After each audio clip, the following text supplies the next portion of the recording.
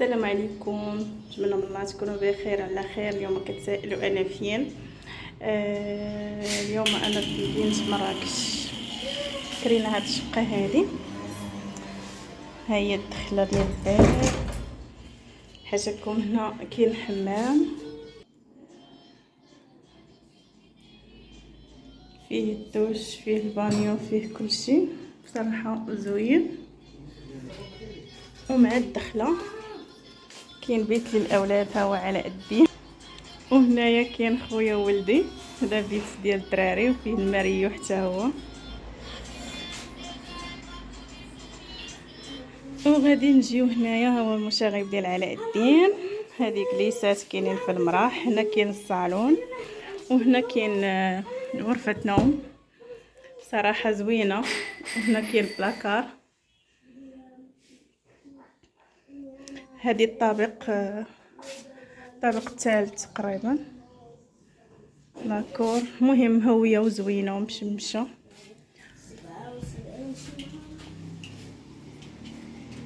هذا هنايا الصالون، تلفازه، فيه تلفازه، فيه هانتوما كتشوفوا معايا صالون كبير حتى هو. وغادي نوريكم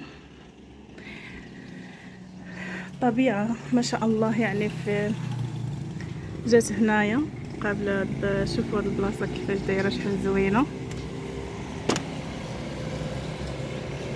سبحان الله، ربي صيفطني هنا لانه عارفني انا تنحماق على شي حاجه اسمها طبيعه. ايوا شحال وانا كنتمنى انني نجي لمراكش، والحمد لله واخيرا جيت. شحال من عام وانا تنقول غنجي. هاد العام قلت والو انني غادا نمشي وخلاص.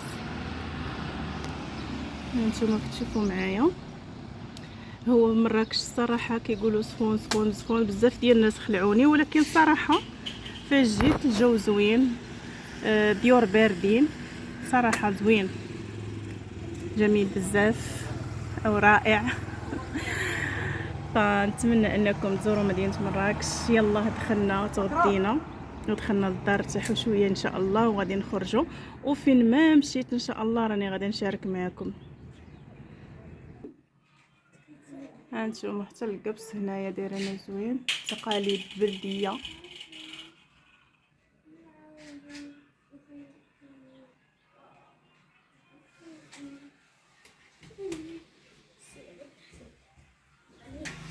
علاء ما غاديش تنعس؟